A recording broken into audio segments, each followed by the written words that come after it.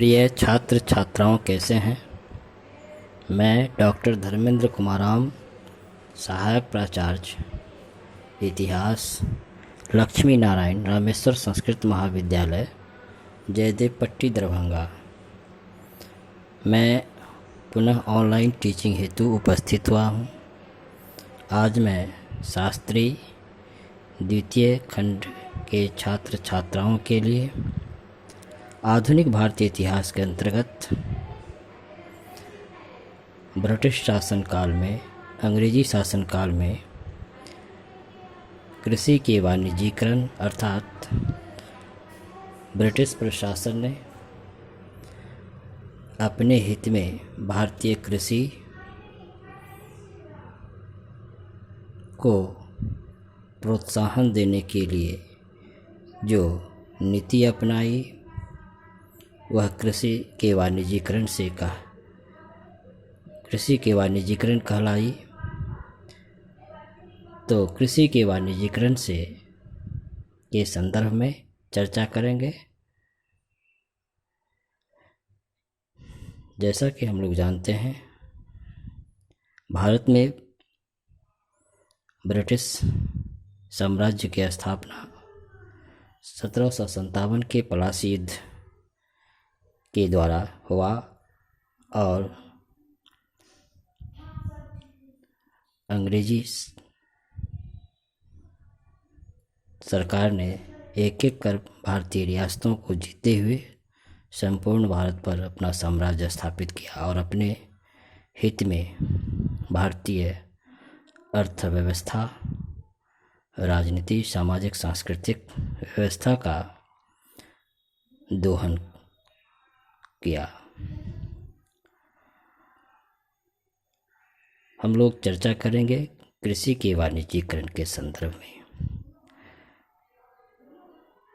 अंग्रेजी शासनकाल में 19वीं शताब्दी के दौरान भारतीय कृषि के व्यापार, बाजार या विपणन के क्षेत्र में जो परिवर्तन हुआ वह कृषि का वाणिज्यीकरण कहलाता है।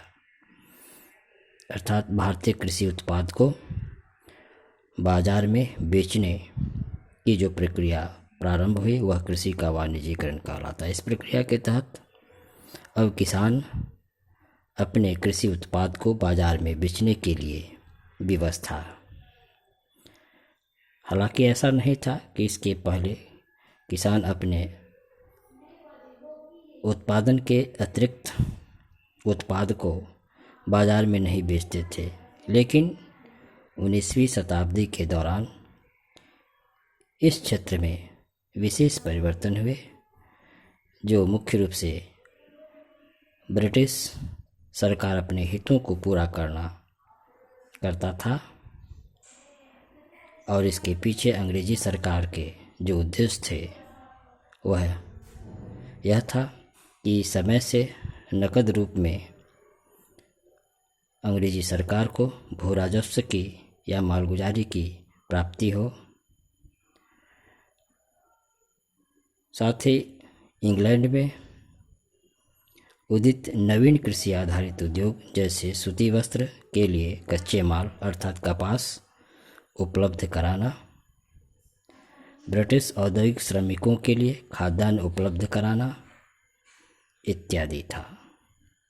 उपरोक्त उद्देश्यों की पूर्ति हेतु अंग्रेजी सरकार द्वारा कृषि के वाणिज्यीकरण को बढ़ावा दिया। इस प्रक्रिया के तहत अब किसान कुछ विशेष फसलों का उत्पादन ग्रामीण उपभोग के लिए नहीं बल्कि राष्ट्रीय और अंतर्राष्ट्रीय मंडियों अथवा बाजारों के लिए करने लगे, जैसे कपास, पटसन, मूंगफली, तिलहन, गन्ना और तंबाकू जैसी नकदी फसलें अब खाद्यान्न फसलों से अधिक लाभदायक सिद्ध होने लगी, जिससे भारतीय कृषि के उत्पादन और वितरण के क्षेत्र में महत्वपूर्ण परिवर्तन व बदलाव आया और फसल जो विशिष्टीकरण का था उसका जन्म हुआ। अर्थात अलग अलग क्षेत्रों में कृषि उत्पाद के भौगोलिक अनुकूलता के आधार पर अलग अलग फसल अब उपजाने लगे। जैसे दक्षिण पश्चिम भारत में कपास, पूर्व भारत में जूट तथा नील, उत्तर पश्चिम भारत में गन्ना और गेहूं की खेती की जाने लगी। कृषि के वाणिज्यीकरण के फलस्वरूप नकदी फसलों के कुल उत्पादन और प्रति एकड़ उत्पादन में तेजी से वृद्धि हुई।